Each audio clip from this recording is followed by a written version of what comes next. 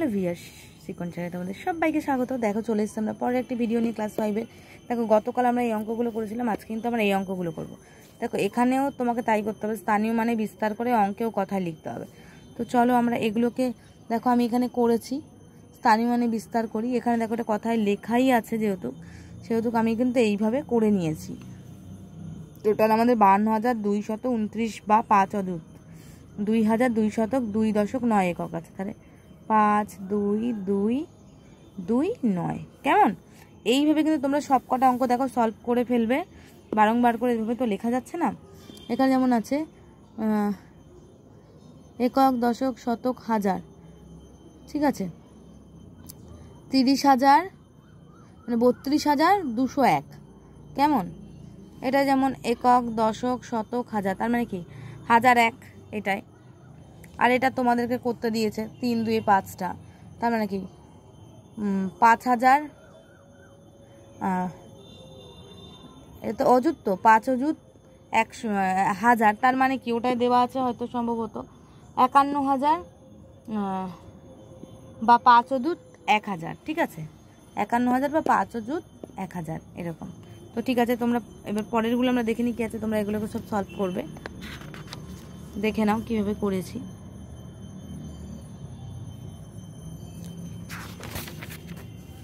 দেখো এগুলো সেমভাবে আছে, এগুলো তোমরা নিজেরা করবে, ঠিক আছে। HW দেওয়া রইলো, এগুলো নিজেরা তোমরা করবে কেমন? এগুলো তোমরা নিজেরা করবে। চলো আমরা চলে আসি চিহ্নে। লেস দ্যান, গ্রেটার দ্যান বা খোলামুখ বন্ধমুখ চিহ্নের সাহায্যে 5 অঙ্কের ছোট ও বড় সংখ্যা বোঝায়। এখানে আছে 56, 100, এখানে আছে 20,201। 56 তার মানে অবভিয়াসলি বড়, আর এখানে আছে 20, ঠিক আছে, তাহলে সেহেতু এর মুখটা খোলা। এখানে আছে 42,005, এখানে আছে 62,005, অবভিয়াসলি এ বড়। এখানে 62,332, এখানে আছে 62,341, 41টাই বড়। এটা নিজেদের মতো করে একটা বসাতে বসে তোমরা বসিয়ে নেবে যেমন তোমাদের মনে হবে। একক, দশক, শতক, হাজার, এখানে 7,007 লেখা আছে, এখানে 9,000 একক, দশক, শতক, হাজার, 91,000, তার মানে এটাই অবশ্যই বড়। 30,608, 32,189, তাহলে এটাই বড়।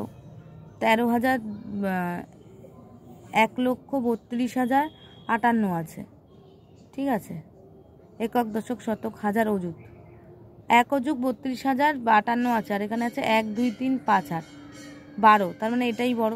এটাও তোমাদেরকে বসতে বলতে নিজেরা করে নেবে। ঊর্ধ্বক্রম আর অধক্রম, ঠিক আছে। দেখো ঊর্ধ্বক্রম এবং অধক্রমে লিখি, তার মানে এটা আছে ফার্স্ট ঊর্ধ্বক্রমের ক্ষেত্রে হলে, ঠিক আছে।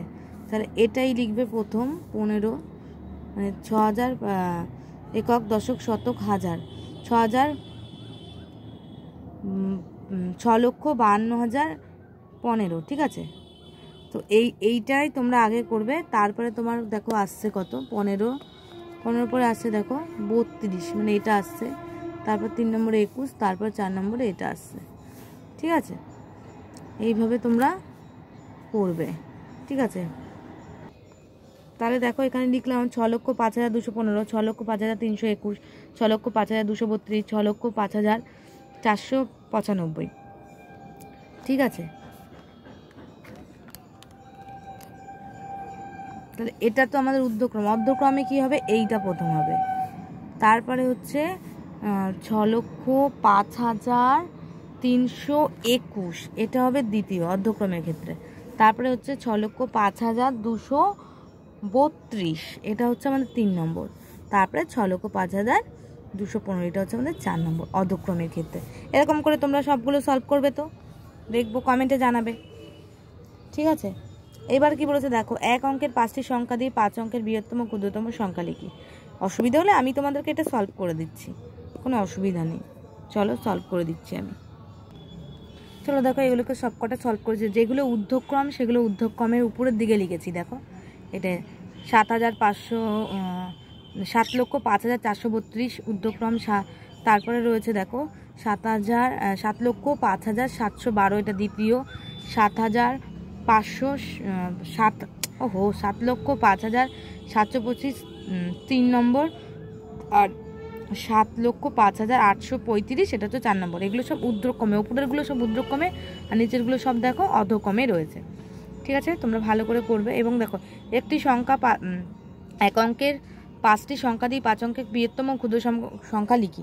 তাহলে এখানে বৃহত্তম বলেছে, তার মানে কি 8, 6, 5, 2, 1, আর ক্ষুদ্রতম হলে কি 1, 2, 5, 6, 8। এরমভাবে দেখো আমরা সব কটা অঙ্ক করে নিয়েছি। চলো আজকে এই পর্যন্তই ক্লাস, আবার আগামী দিন আমরা এই ক্লাসে আসবো।